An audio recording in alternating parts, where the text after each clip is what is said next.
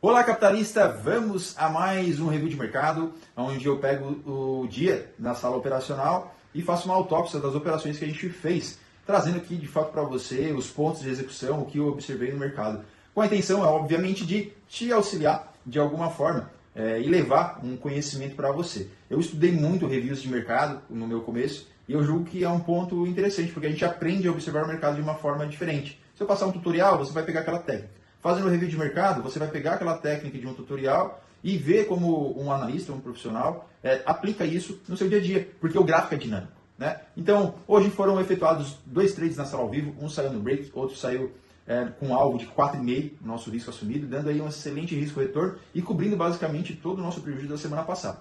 Na semana passada, encerramos a semana com um prejuízo. E eu não escondo nada de vocês, está tudo claro, tudo eu mostro tudo ao vivo, obviamente na sala, e fica aqui o meu convite. A sala ela ainda está gratuita. Então, se você tem a intenção de entrar para uma comunidade e aprender e evoluir no mercado, fica aí o meu convite para você para participar da sala. É só você comentar aqui que eu te envio o link, beleza? E antes de mais nada, vamos para o gráfico, mas antes de irmos, não esqueça de deixar o seu like aqui nesse vídeo, é muito importante para mim. Também comentar caso tenha alguma dúvida e compartilhar, obviamente, com seus colegas, ok? Vamos para o gráfico então. Olá, capitalistas! Segunda-feira, 22/6, mais um dia de pregão com o mercado internacional, mercado americano, mais um dia de trade em Nasdaq. E hoje, excelente trade.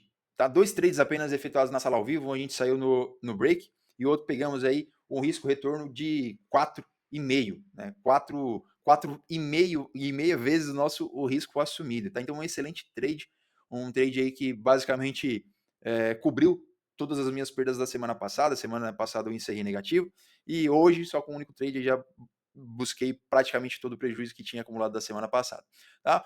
Bom, é sempre importante trazer aqui as informações psicológicas, né? O trade não é só técnico, o trade é psicológico também. Não entrar em FOMO é uma das coisas mais importantes, também o ego, né? Não deixar o ego, se você está numa sequência de ganhos, não deixar o ego estragar essa sua sequência.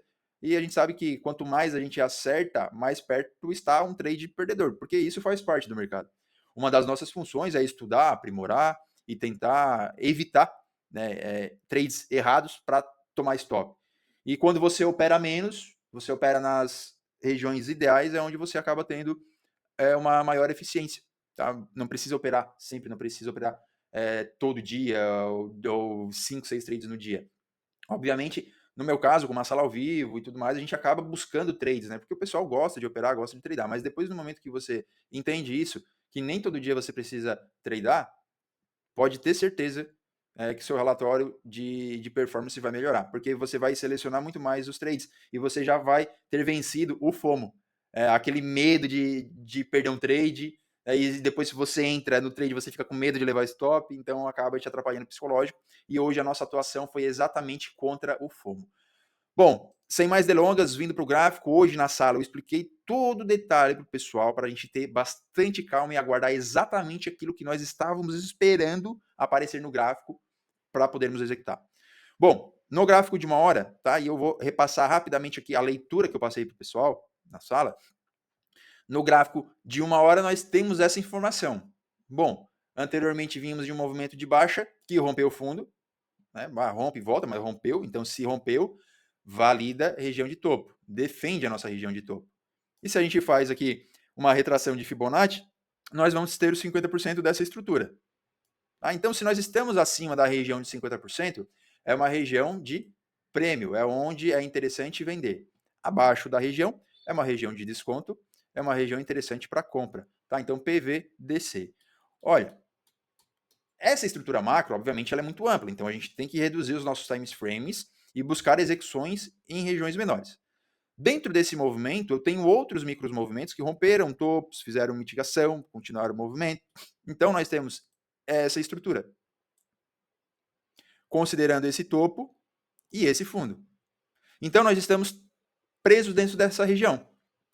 Tivemos um movimento de mitigação, e vejam só que esse movimento de mitigação, ele trabalha numa bandeira, né, e seu segundo toque foi exatamente numa região de demanda da nossa estrutura menor. Então, ali foi uma região onde tivemos uma intenção compradora. E aqui o preço está continuando a fazer o seu movimento tendencial, né, sua tendência, quer compra, veja só. Tá? Então, no nosso, na nossa estrutura macro, nós estamos em uma região vendedora, estamos no topo. Com essa nossa estrutura, nós também estamos em uma região de venda. Tá? Porque se eu considerar o fundo, o topo, traçar os 50%, aqui em cima é a região de venda e aqui embaixo é a região de desconto, né? A região de compra. Tá? Então, eu comentei, olha pessoal, para comprar vai ser complexo. Né? Atualmente, onde o preço estava, quando a gente abriu a sala, bem aqui na extremidade, para comprar vai ser complexo. Tá? Vamos observar a estrutura do dia. Aí na estrutura de dia, colocamos as sessões, né? A gente percebe que a abertura do mercado dessa semana, né, ela faz exatamente a manipulação desses dois fundos, né, e um candle forte na venda, manipulando a região, e logo em seguida já vindo um candle comprador. Então, deixando muito claro que, olha, manipulamos esse fundo. E manipulamos o fundo e rompemos topo.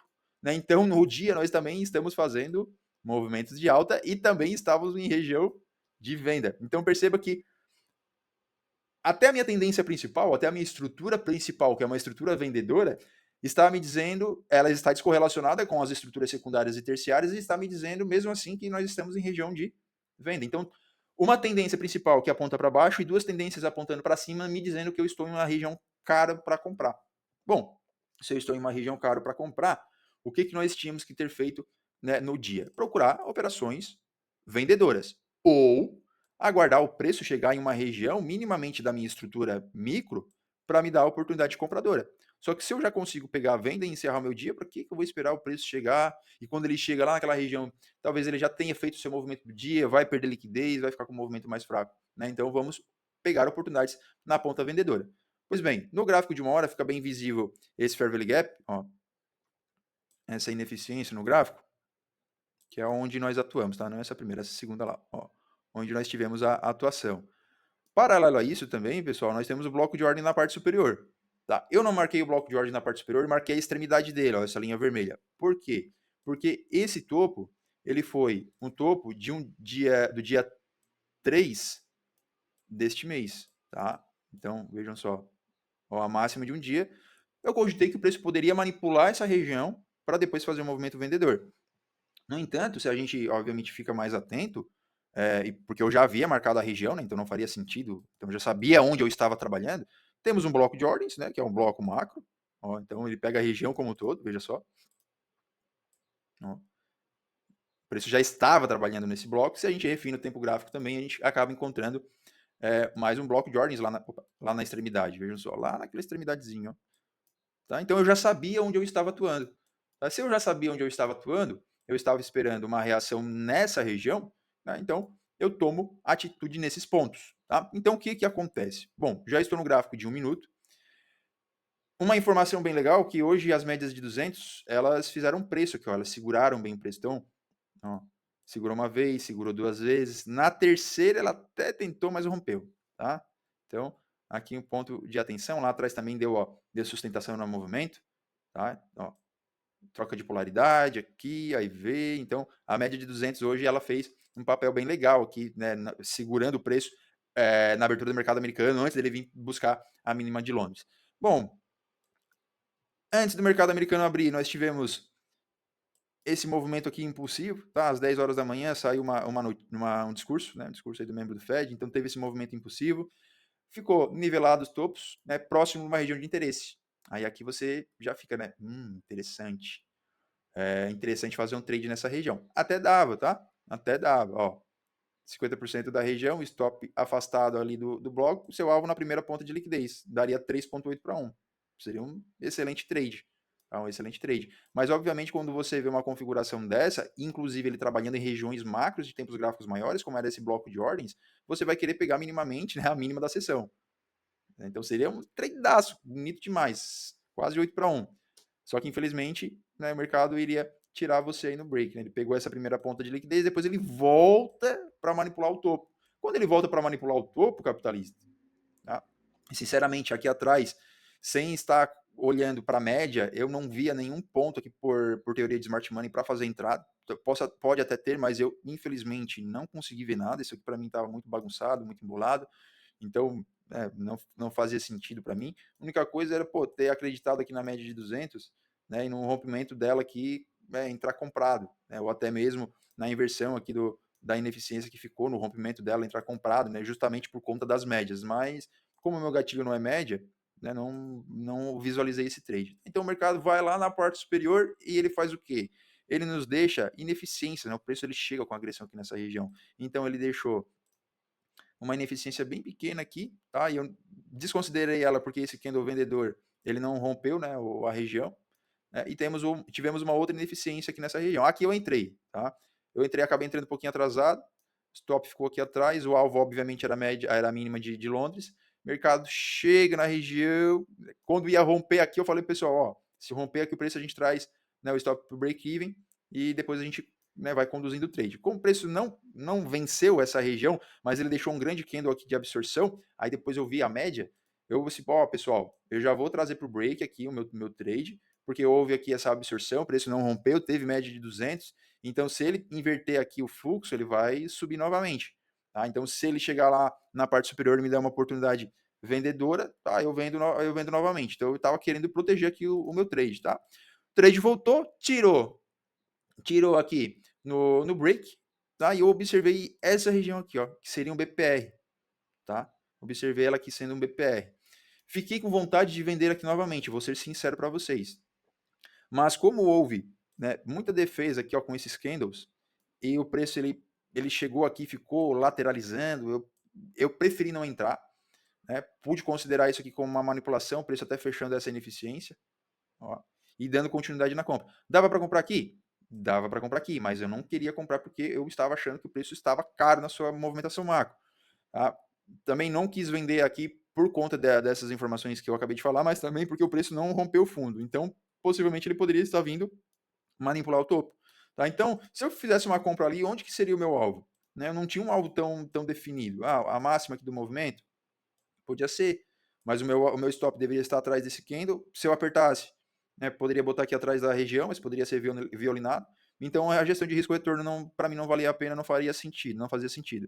Bom, o meu trade de fato acabou sendo nessa região, tá? Depois de observar o preço manipulando o topo, deixando aqui um doji, né, de movimentação, o rompimento dele com um candle agressivo que já me deu a intenção de que o fluxo vendedor estava querendo entrar, querendo atuar, né, até por conta disso aqui tudo, né? Ó, foram 6 minutos aqui e um único candle engolfou basicamente a região toda, então a gente percebe que entrou intenção vendedora nesse ponto. A ineficiência, que servia como troca de polaridade aqui também, né? Antes era um topo, então o que foi uma região de resistência que é rompida vira região de suporte. Preço não resistiu, rompeu, entrei vendendo e alvo lá na mínima da sessão de Londres, tá? Na mínima de sessão de Londres. Então foi um trade aí muito bonito, um trade que foi basicamente reto aí no nosso alvo, pagou aqui 4,5 para 1. Então o que eu quero dizer isso tudo com vocês e o trade de hoje, o ensinamento é que enquanto o preço estava aqui, trabalhando nessa região, nós tínhamos a intenção de querer comprar, eu tinha a intenção de querer comprar porque o fluxo era comprador, mas eu tive que respeitar o meu viés e a minha leitura que eu trouxe para o dia. Para comprar estava caro. Para comprar não ficou algo tão interessante. Se eu comprasse, seria se o preço na abertura do mercado manipulasse a sessão de Londres e em seguida já voltasse com um fluxo forte na compra. Tá? Ou até mesmo se ele tocasse aqui nas regiões de interesse em tempos gráficos macro. Como ele não fez isso, né, ele foi lá manipular o topo, a melhor opção foi a venda para trazer o preço até as mínimas do movimento. Sinceramente, para vocês, tá, a gente até tentou conduzir e alongar mais esse alvo, trazendo ele para cá. Então a gente foi fazendo aqui um trade barra. Tá? Então esse candle positivo aqui, o último candle da inversão, acabou tirando a gente no mesmo ponto que seria o nosso alvo principal. E foi um excelente trade, e um trade que te mostra, que te prova que se você tem paciência, se você sabe aguardar e executar onde tem que ser executado, da forma que você se planeja, você consegue encontrar e extrair do mercado boas operações e bons trades, tá? Então fica a dica para vocês, cuide bem do seu psicológico, não se deixe levar por anseios, nervosismo ou vontade de ficar de fora. Tá? Às vezes, se você ficar de fora, dá uma dor no coração, mas acaba sendo melhor. Depois você estuda, você grava na sua mente aquela visão e quando aparecer de novo você vai entrar. Tá? Então, paciência, um degrau de cada vez, um trade de cada vez e uma fase de cada vez do mercado. Tá? Cuide sempre do seu gerenciamento, nunca esqueça disso. E as fases que eu sempre digo para o pessoal você precisa ter uma técnica, um gerenciamento e depois a última fase que é o psicológico, né? Que é unir os dois anteriores, técnica e gerenciamento, com o seu psicológico para você extrair o melhor do mercado. Beleza? Então, muito obrigado pela sua atenção, capitalista. Espero que esse conteúdo lhe agregue, lhe traga de alguma forma conhecimento e lhe auxilie na sua evolução como trader no mercado. Muito obrigado pela sua audiência e até o próximo vídeo. Tchau, tchau.